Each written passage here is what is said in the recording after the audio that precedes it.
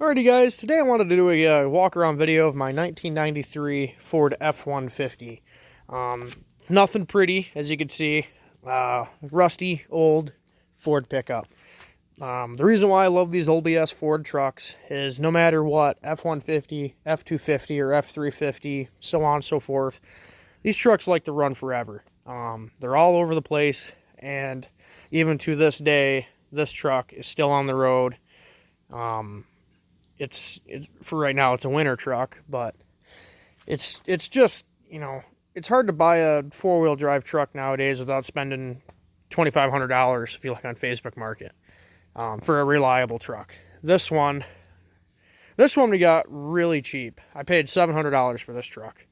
Turns out the guy that had it before, it was either his father's or his grandfather's truck. It wasn't running right. It had a really bad, it was missing on like 3 or 4 cylinders. Like, this thing barely ran. And I mean, if it's running only on 4 cylinders, this has got the 5.0 in it. It ran terrible.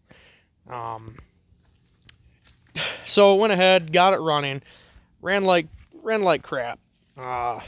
Just put it in gear, barely got it to move. It just puffing out smoke. You could smell the gas. It was just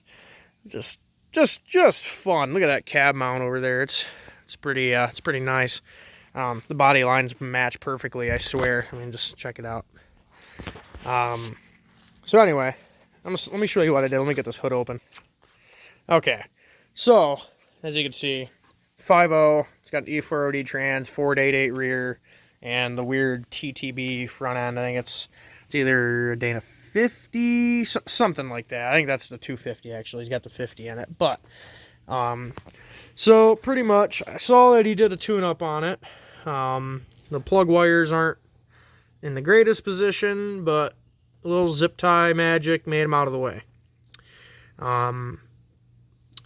Anyway, I noticed that the plug wires didn't seem in the right spot.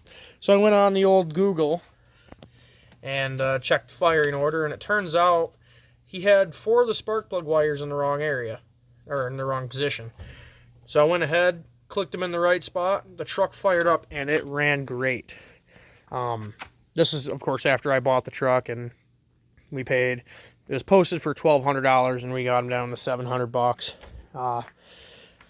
But this is last fall. So we drove this truck through the fall, through the winter time, no issues. Heat works great.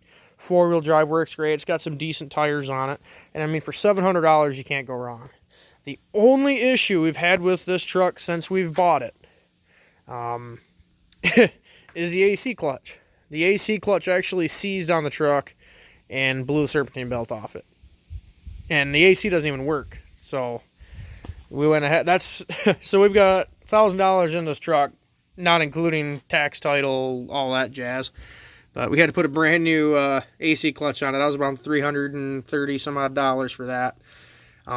Didn't charge it or anything. So I mean, that's about it. New serpentine belt and a AC clutch. And this truck's at 250,000 miles. So, and the reason why we bought this truck was my dad drives a 1995 F-250 with a 7.3 Power Stroke. And that truck's only 2-wheel drive, and we needed something to get around in the wintertime. So, searched around on Facebook, we found this truck. Thought that was a great freaking idea. We also needed some parts off this truck. We wanted to use the hood on our F-250. Has the typical hood damage here. The hinges are bent up and the hood's actually bent down. You can actually see a bump here. And so we could salvage the hood, get it repainted.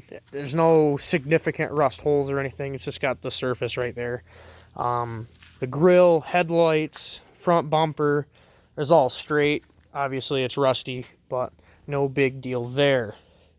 Front fenders, I think this front left is savable. Yeah, it's got a rust hole there.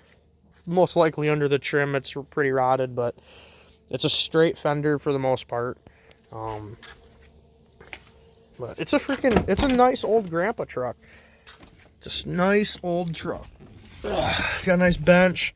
vinyl floors. My dad does construction, so the vinyl floors and, you know, heavy duty interior is a must for a construction worker here. But you got electric windows because it's an XLT.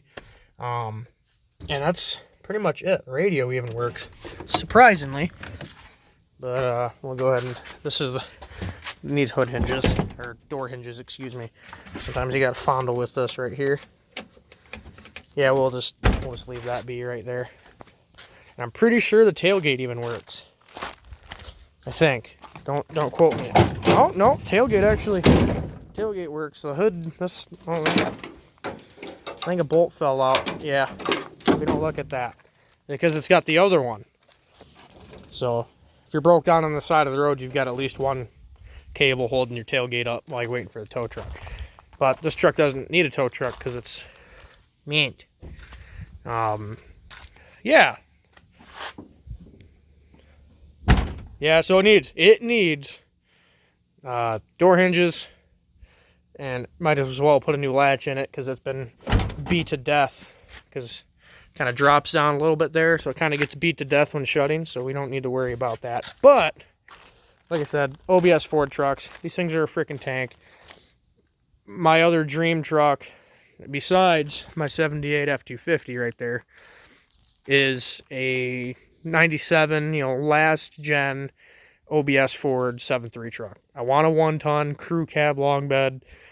That's my, you know, besides that truck there, the OBS Ford 7.3 truck, they're freaking awesome.